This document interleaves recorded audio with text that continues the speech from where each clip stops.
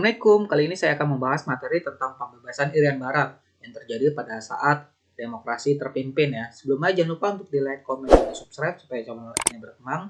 Oke, kita ke pembahasan materinya. Di mana sesuai isi dari KMB, Irian Barat akan diserahkan oleh Belanda 1 tahun setelah pengakuan kedaulatan RIS. Namun kenyataannya lebih dari 1 tahun pengakuan kedaulatan Indonesia dari Belanda itu tidak kunjung menyerahkannya. Di mana dalam penyelesaian masalah Irian Barat, Indonesia melakukan upaya diplomasi bilateral dengan Belanda, namun upaya ini tidak membuahkan hasil. Sejak tahun 54, setiap tahun persoalan Irian Barat berulang-ulang dimasukkan ke dalam acara sidang Majelis Umum PBB, tetapi tidak pernah memperoleh tanggapan positif. Oleh karena itu, berbagai upaya diplomasi tidak berhasil. Indonesia kemudian memutuskan untuk menempuh sikap keras melalui konfrontasi total terhadap Belanda. Antara lain sebagai berikut. Yang pertama, tahun 56, Indonesia secara sepihak membatalkan hasil KMB dan secara otomatis membubarkan Uni Indonesia Belanda melalui Undang-Undang Nomor 13 tahun 56, tanggal 3 Mei 56, Indonesia menyatakan bahwa Uni Indonesia Belanda tidak ada. Pada 7 Agustus 60, Indonesia secara sepihak memutuskan hubungan diplomatik dengan Belanda yang diikuti oleh pemecatan seluruh warga negara Belanda yang bekerja di Indonesia.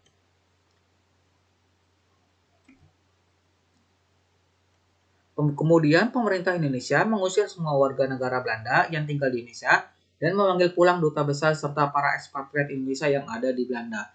Pembentukan Provinsi Irian Barat dengan ibu kota di Soasiu, Tidore, untuk menandingi pembentukan negara Papua oleh Belanda. Puncak konfrontasi Indonesia terhadap Belanda terjadi saat Presiden Soekarno mengumandangkan Trikora, Trikomando Rakyat, pada tanggal 19 Desember 61 di Yogyakarta, di mana ada pun isinya. Trikora itu: 1. Gagalkan pembentukan negara boneka Papua buatan Belanda kolonial. 2. Kibarkan sang merah putih di Irian Barat, tanah air Indonesia. 3. Bersiaplah untuk mobilisasi umum mempertahankan kemerdekaan dan juga kesatuan tanah air dan bangsa. Untuk melaksanakan Trikora, tanggal 2 Januari 62, Presiden, Panglima Tertinggi ABRI, Panglima Besar Komando Tertinggi Pembebasan Irian Barat, mengeluarkan keputusan nomor 1 tahun 62 untuk membentuk Komando Mandala Pembebasan Irian Barat, di mana dari bulan Maret sampai bulan Agustus 62 oleh Komando Mandala dilakukan serangkaian operasi-operasi pendaratan melalui laut, penerjunan dari udara di daerah Irian Barat, di mana operasi infiltrasi ini kemudian berhasil mendaratkan pasukan ABRI dan sukarelawan di berbagai tempat di Irian Barat, antara lain Operasi Banteng di Fakfak dan juga Kaimana. Operasi Serigala di sekitar Sorong dan juga Teminabuan, Operasi Naga dengan sasaran Merauke, serta Operasi Jatayu di Sorong, Kaimana, dan juga Merauke. Pada mulanya, Belanda mencemoohkan persiapan Komando Mandala tersebut. Mereka mengira bahwa Indonesia itu pasukannya tidak mungkin dapat masuk ke wilayah Irian. Tetapi setelah ternyata berhasil, maka Belanda bersedia untuk duduk pada meja perundingan guna menyelesaikan sengketa Irian Barat. Pada tanggal 15 Agustus 62 ditandatangani suatu perjanjian antara pemerintah Indonesia dengan pemerintah Belanda di New York yang terkenal dengan Perjanjian New York. Adapun isinya, 1. Kekuasaan Belanda atas Irian Barat berakhir pada 1 Oktober 62. Irian Barat akan berada di bawah perwalian PBB hingga 1 Mei 63 melalui lembaga UNTEA, United Nations Temporary Executive Authority, yang dimana dibentuk oleh PBB. Pada 1 Mei 63, Irian Barat akan diserahkan kepada pemerintah Indonesia. Pemerintah Indonesia wajib mengadakan penentuan pendapat rakyat atau PPRA Irian Barat untuk menentukan akan berdiri sendiri atau tetap bergabung dengan Indonesia tahun 69 di bawah pengawasan PBB. Berdasarkan hasil PPRA tahun 69, Dewan Musyawarah PPRA secara aklamasi memutuskan bahwa Irian Barat tetap ingin bergabung dengan Indonesia. Hal musyawarah PPRA tersebut dilaporkan dalam sidang Majelis Umum PBB ke-24 oleh diplomat PBB Ortiz Sanz yang bertugas di Irian Barat. Lalu ada peristiwa G30S PKI tahun 65, di mana terjadi pada malam hari tanggal 30 September 65, di mana peristiwa tersebut ada sekelompok militer di bawah pimpinan Letkol Untung melakukan penculikan dan pembunuhan terhadap 6 perwira tinggi TNI Angkatan Darat serta memasukkan jenazah mereka ke dalam sumur tua di daerah Lubang Buaya, Jakarta. Di mana setelah melakukan pembunuhan, kelompok itu kemudian menguasai 2 sarana komunikasi penting, yaitu RRI, Radio Republik Indonesia di Jalan Merdeka Barat, dan kantor telekomunikasi yang terletak di Jalan Merdeka Selatan. Pada tanggal 1 Oktober 65, pimpinan G30S PKI, Letnan Kolonel Untung, mengumumkan melalui RRI Jakarta tentang gerakan yang telah dilakukannya. Dalam pengumuman itu disebut bahwa gerakan G30 SPKI itu merupakan gerakan internal Angkatan Darat untuk menertibkan anggota Dewan Jenderal yang akan melakukan kudeta terhadap pemerintah Presiden Soekarno. Selain itu juga diumumkan tentang pembentukan Dewan Revolusi, pendemosioneran Kabinet Dwikora, dan pemberlakuan pangkat Letnan Kolonel sebagai pangkat tertinggi dalam TNI. Pengumuman ini kemudian menyebar pada 1 Oktober 65 dan menimbulkan kebingungan di masyarakat, yang dimana Mayor Jenderal Soeharto pada saat itu menjabat sebagai Panglima Komando Strategis Angkatan Darat, Pangkostrat, memutuskan segera mengambil alih pimpinan TNI Angkatan Darat karena Jenderal Ahmad Yani selaku menterinya Pangat atau saat itu sebelum diketahui keberadaannya. Setelah berhasil menghimpun pasukan yang masih setia pada Pancasila, operasi penumpasan G30 SPK ini kemudian dilakukan. Operasi penumpasan G30 SPKI dipimpin oleh Mayor Jenderal Soeharto bersama resimen para Komando Angkatan Darat RPKAD dan Batalion 328 para Divisi Siliwangi, di mana pada malam hari 1 Oktober 65 RPKAD yang dipimpin oleh Kolonel Saro Edi Wibowo berhasil menguasai kembali RRI Jakarta dan kantor telekomunikasi, di mana kemudian Mayor Soeharto mengumumkan melalui radio tentang keadaan yang sebenarnya kepada rakyat, di mana tanggal 2 Oktober 65 RPKAD pimpinan Kolonel Saro Edi Wibowo berhasil sepenuhnya menguasai keadaan di Jakarta dan pemberontakan G30 SPKI berhasil digagalkan. Lalu kita bahas perkembangan ekonomi pada masa demokrasi terpimpin, di mana pemerintah berupaya mengatasi permasalahan ekonomi yang terjadi sejak masa demokrasi parlementer, di mana Soekarno mempraktikkan sistem ekonomi terpimpin dengan terjun langsung mengatur perekonomian.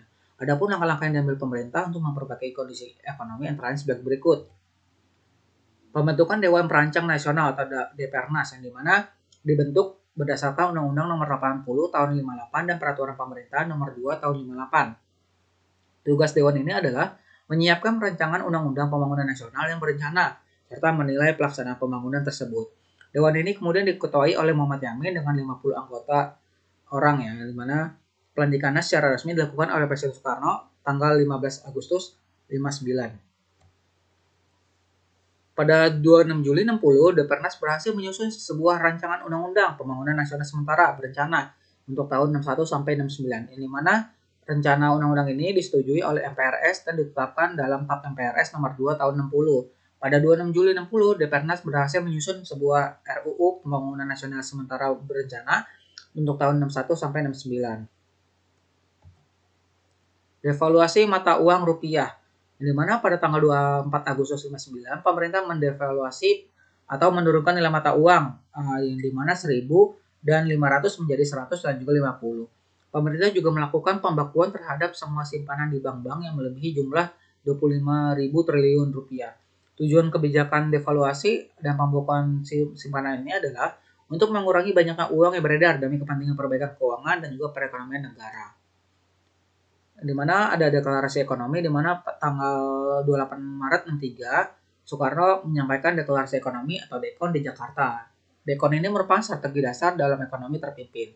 Tujuan utama DEKON adalah untuk menciptakan ekonomi nasional yang bersifat demokratis dan juga bebas dari imperialisme untuk mencapai kemajuan ekonomi. Di mana mengingat tidak mudahnya mendapat bantuan luar negeri, maka pemerintah Indonesia menyatakan bahwa ekonomi Indonesia itu berpegang pada sistem ekonomi berdikari, berdiri di atas kaki sendiri. Di mana pada bulan September 63, Presiden Soekarno menunda pelaksanaan DEKON dengan alasan sedang berkonsentrasi pada konfrontasi dengan Malaysia, di mana upaya-upaya perbaikan ekonomi dilakukan pemerintah pada masa demokrasi terpimpin tidak menunjukkan hasil yang menggembirakan karena kondisi ekonomi yang buruk. Anggaran belanja negara itu setiap tahunnya terus meningkat tanpa diimbangi dengan pendapatan negara yang memadai. Salah satu penyebabnya anggaran belanja tersebut adalah pembangunan proyek mercusuar yang lebih bersifat politis, akibatnya ekonomi semakin terpuruk. Di mana harga barang-barang naik mencapai 200 sampai 300% pada tahun 65, sehingga pemerintah mengeluarkan kebijakan bahwa pecahan mata uang 1.000 uang lama diganti menjadi 1 rupiah, uang baru. Penggantian uang lama dengan uang baru ini diikuti dengan pengumuman kenaikan harga bahan bakar, di mana hal ini menyebabkan masyarakat dan juga mahasiswa turun ke jalan untuk menyuarakan Tritura, 3 tuntutan rakyat, di mana Lanjut ke kehidupan masyarakat Indonesia pada masa demokrasi terpimpin, ada kehidupan sosial, pendidikan, dan juga kebudayaan.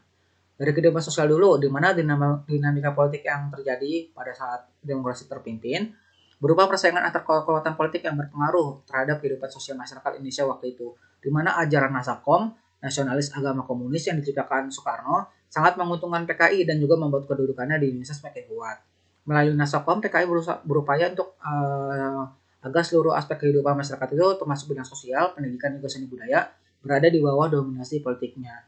Kampus dijadikan sebagai sarana politik, mahasiswa yang tidak ikut dalam rapat umum atau demonstrasi dianggap sebagai lawan.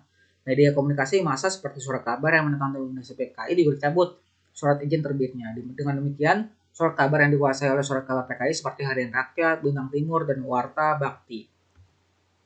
Pada tahun 50-an, murid-murid sekolah lanjutan tingkat pertama juga tingkat lanjutan tingkat atas, jumlahnya banyak sekali ya, dan juga sebagian besar mengharapkan menjadi mahasiswa. Supaya mereka dapat melanjutkan pendidikan, pemerintah menetapkan kebijakan untuk mendirikan universitas baru di setiap ibu kota provinsi dan menambah jumlah fakultas di universitas-universitas yang sudah ada. Untuk memenuhi keinginan umat Islam didirikan sebuah institut agama Islam negeri atau IAIN, yang dimana ada pun murid-murid yang beragama Kristen Protestan dan juga Katolik, didirikannya sekolah tinggi teologi dan juga seminari-seminari. Selanjutnya didirikan pula perguruan tinggi Islam, Kristen dan Katolik seperti Universitas Islam Indonesia, Universitas Kristen Indonesia, serta Universitas Katolik Atmajaya. Yang dimana tercatat pada tahun 61 telah berdiri sebanyak 181 buah perguruan tinggi, di mana tahun 62 sistem pendidikan SMP dan SMA mengalami perubahan. Dalam kurikulum SMP ditambahkan namanya mata pelajaran ilmu administrasi dan kesejahteraan masyarakat, dan di SMA dilakukan penjurusan mulai kelas 11. Jurusan dibagi menjadi kelas budaya, sosial, dan juga alam. Penjurusan ini bertujuan untuk mempersiapkan murid-murid SMA untuk memasuki perguruan tinggi. Lalu ada gerakan menabung bagi setiap murid dilakukan pada bank tabungan pos, kantor pos pembantu, di mana para penabung diatur oleh Departemen P dan K bersama dengan direksi bank tabungan pos. Usaha ini bertujuan untuk mendidik anak berhemat dan juga mengumpulkan dana masyarakat. Gerakan koperasi sekolah juga digiatkan. Murid aktif dalam penyelenggaraan koperasi, kepala sekolah dan guru juga sebagai pengawas dan juga penasehat koperasi. Pemerintah pada masa demokrasi terpimpin juga membentuk kelas khusus untuk menampung lulusan sekolah rakyat yang tidak dapat melanjutkan pendidikan. Mereka dididik dalam kelas khusus ini agar mendapat keterampilan. Waktu pendidikan kelas khusus ini selama 2 tahun. Pada tahun 60-an, muncullah masalah di kalangan pendidik, yaitu usaha PKI untuk menguasai PGRI atau Persatuan Guru Republik Indonesia. Hal ini menyebabkan perpecahan di kalangan guru dan juga PGRI.